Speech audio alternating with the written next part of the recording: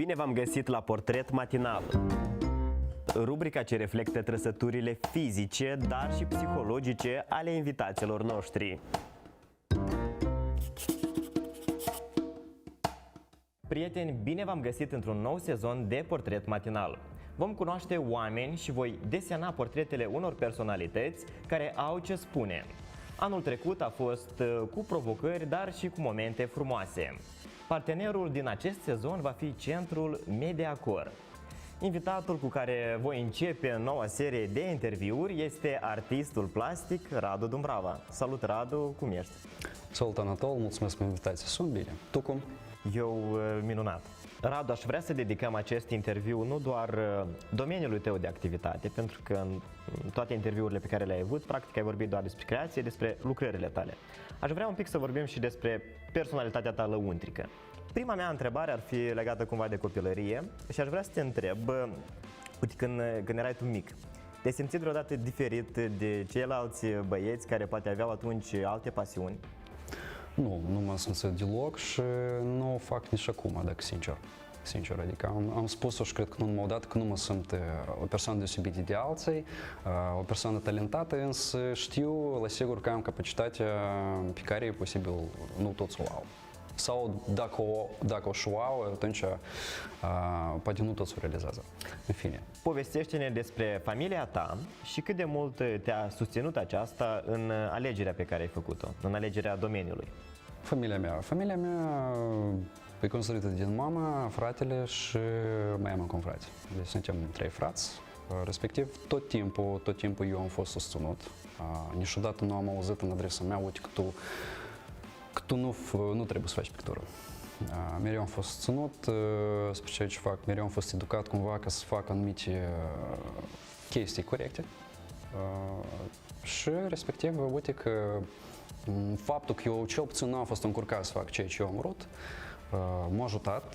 Asta a fost o investiție, cred eu, foarte bună ca să ajung aici unde sunt astăzi. Sunteți o familie artistică, din câte cunosc și fratele tău. Fratele meu, da. Deci spunem din mama, tata nimeni, Da. Însă fratele meu, da, el e dirijor și cant academic. Dar ai avut vreodată gândul să abandonezi arta în favoarea altei activități, poate? Nu. La mine a fost că eu am încercat mai multe activități până la a începe să faci pictură. Dar uite că niciodată, indiferent de barierele pe care le-am întâlnit, indiferent de greutățile pe care le-am întâlnit, niciodată nu am lăsat artă. Pentru că altfel eu cred că n-avea să mă respect pe mine. Radu, te-ai gândit să emigrezi peste hotare ca să practici arta, spre exemplu, în altă țară? Da, desigur, eu cât eram student, eu am vrut încolo să merg și uite că la masterat eu pentru prima oară am zburat în Italia. La Roma, la Florența am fost în muzei, nu am intrat, însă am trecut pe lângă Academie de Arte, unde era expus careva desene. Eu credeam de fapt că acolo se face artă cu mult mai dezvoltată și se face. Însă eu când am văzut desenele, eu mi-am dat seama că dacă lucrezi, dacă muncești, păi atunci poți să faci asta și la noi acasă. Radu, cum este să pictezi la înălțime?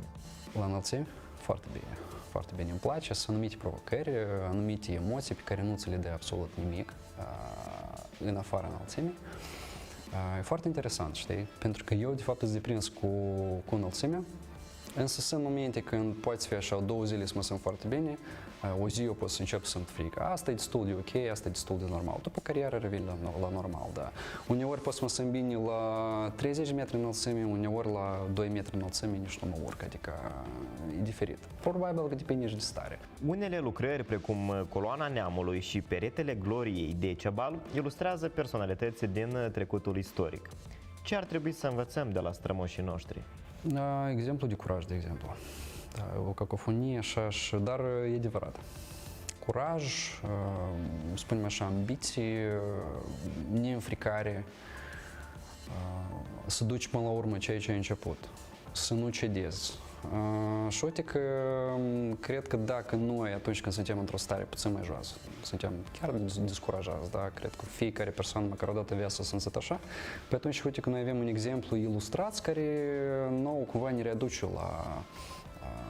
la ideea că, uite, că e posibil de făcut ceva și nu trebuie să cedăm. Ai dat o notă de culoare Chișinăului prin lucrările pe care le-ai semnat pe pereții clădirilor. Totuși, acest oraș are și unele lacune mai puțin plăcute. Cum crezi, este necesar ca uneori un artist plastic să se transforme, să spunem așa, într-un activist civic, prin care să ilustreze anumite probleme, poate și să le rezolve prin creația sa? Să le rezolve mai degrabă, chiar pentru a le rezolva, pentru că anumite probleme ele mereu o să fie, pentru că fără probleme nu putem să progresăm și chiar dacă probleme nu sunt, atunci ele trebuie create. Eu nu mă refer la probleme în gen, știi cum, război sau alte chestii mai negative, mă refer la anumite scopuri care duce spre îmbunătățirea la ceva. Respectiv, dacă eu am răspuns la întrebarea ta.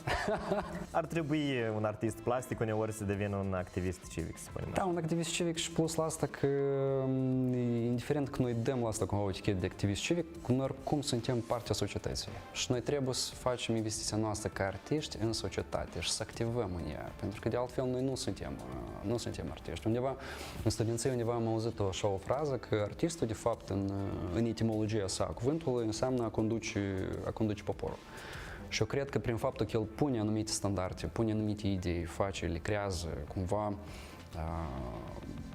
arată cumva ce o să fie în viitor, pe atunci da, el duce lumea după dânsul. Ce n-ai picta niciodată? Ce n-aș picta niciodată? Sticle cu vin, droguri, marihuana n-aș picta. Bun, anumite chestii care nu duci spre o viață mai bună, după părerea mea. Cât costă arta lui Radu Dumbrava? Diferit, divers, poate să coste și 2000 de euro, poate să coste 5000 de euro, în dependență de lucrare, în dependență de timp care eu investesc. Și prețul să crească, pentru că și eu cresc, și lumea se dezvoltă. Și bun, ideile sunt altele decât au fost până acum, și oamenii devin alții, respectiv. Creștem, ne dezvoltăm și facem așa ca să arta să aprecieze și să dăm ceva frumos și calitativ în schimb la asta, nu doar bani spre mine. Uite, spre final vreau să-mi dai un top de expoziții de aici de la Chișinău pe care trebuie să le vizităm numai decât în acest weekend. În acest weekend, expoziția lui Ion Jabinski în armonie cu natura. Despre ce este această expoziție mai exact? Este o expoziție a profesorului meu din facultate. Da, care... apropo mă cunosc cu domnul Jabinski. Da, cu domnul Jabinski, da, deci ei sunt doi frați care ambii sunt profesorii mei din Academie de Arte, de la facultate. Respectiv, chiar cu el, cu domnul Ion, anul trecut în mai, noi pictam în câmp, făceam studii. Tehnica plener, da. Plener, da, exact. Și uite că anumite lucrări din plener o să fie expus la expoziție. Și e un exemplu foarte bun, de fapt, în tehnică, cum să faci un plener, cât de repede. Eu am văzut cum el lucrează, deci asta e pur și simplu fantastic. Eu neapărat trebuie să merg acolo și vă invit și pe voi, apropo. Într-un alt interviu ai menționat că dorești să faci lumea mai frumoasă. Da. În ce măsură ai reușit acest lucru? Am reușit în măsură că, uite, oamenii să-mi spună mulțumesc pentru că eu îmi frumusețesc spațiul, în primul rând, din jurul meu, în al doilea rând, al orașului, că fac anumite, dau o pată de culoare, da, cum e foarte popular, noi spunem, dau o pată de culoare orașului și îmi pare bine că oamenii au, spunem așa, o atitudine pozitivă față de ceea ce fac eu. Acum avem rubrica Blitz. Te-aș ruga să-mi spui pe scurt cu ce asociezi următoarele cuvinte. Ok. Prima ce-ți vine în gând. Chișinău. Armonie, primul cuvânt, da. Armonie, da. Decebal. Decibel, istoria. Culoare. Stare de suflet. Pictor. Artist. Frumosul. Ceva bun ce facem noi pentru alții. Și arta. Arta. Ce face nouă ne place. Uite, Radu, am ajuns la final de interviu, caricatura ta la fel este gata. Sper să-ți placă și îmi spui ce atitudine ai față de ea, ok? Eu cred... Oho! Fain! Super! Ți-a plăcut? Mie îmi place foarte tare, uite, tu mie mi ca dispoziția asta și este scopul la arta, asta și este arta adevărat, când tu poți să faci să ridici dispoziția la om. Și asta e super! Îți mulțumesc mult! Îți mulțumesc foarte mult pentru interviu, pentru atenția acordată și pentru astfel de atenție foarte plăcută din partea ta. Mersi mult! Radu Dumbrava nu se consideră o persoană deosebită, însă știe că este înzestrat cu anumite capacități. A avut gândul de a emigra. Atunci când pictează la înălțime, trăiește un amalgam de emoții. Nu ar picta niciodată droguri sau alcool. Consideră că un artist ar trebui să fie și un activist civic. Prin picturile sale vrea să facă lumea mai frumoasă.